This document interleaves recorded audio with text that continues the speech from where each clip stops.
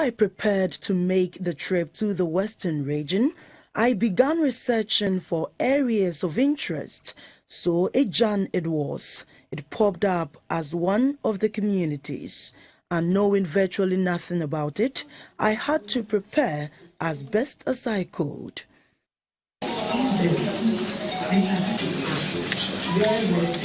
Unfortunately, the information online was not helpful, so Google Maps provided its exact location. It put it somewhere along the western coastline. Armed with information, my team and I hit the road for the adventure.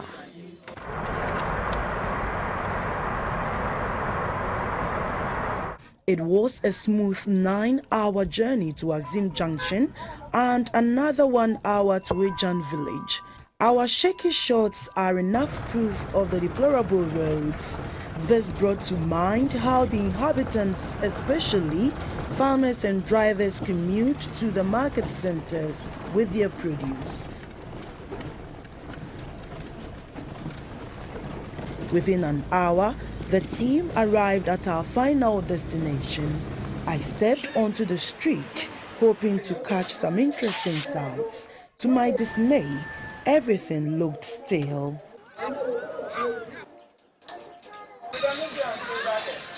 Agyan is a fishing and farming community in the western region with about 700 residents. From history, the town was named after a tree located there known as Agyan. The people migrated from Mori in the central region and settled here over 10 decades ago.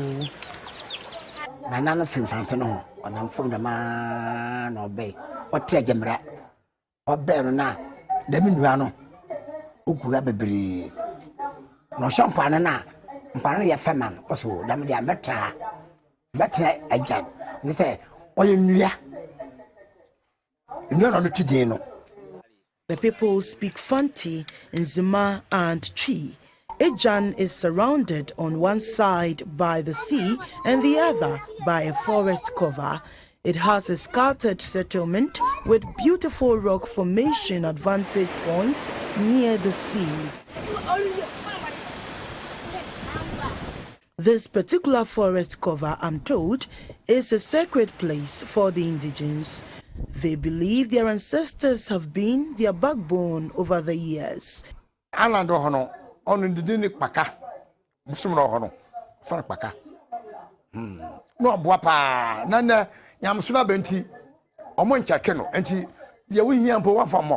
Almost 10 years. Them children, Agyan 6 million. Why you know? 2008. Namka ya the manu. That year, and no more children. Fishermen here set off on their fishing expedition, often at dawn and return in the evening. This is where brisk business begins.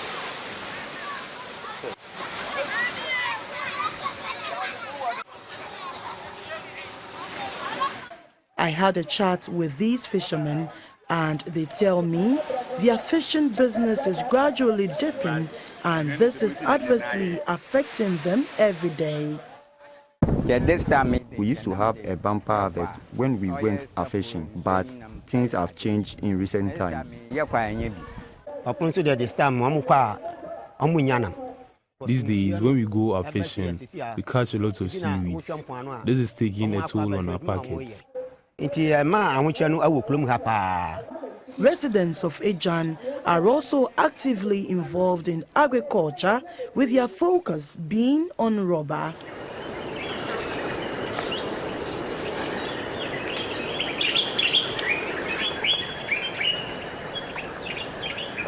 With all these possible areas of making a living, youth unemployment is high in the community. The few that are engaged in agriculture are thinking of making a switch due to the many challenges in the sector. They complain bitterly about post-harvest losses. We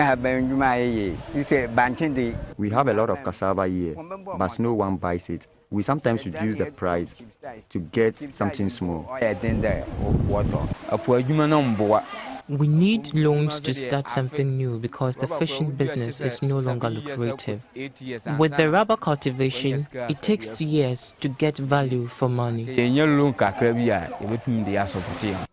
With the poor roads here, traders, farmers, teachers, nurses and drivers say they are all negatively affected.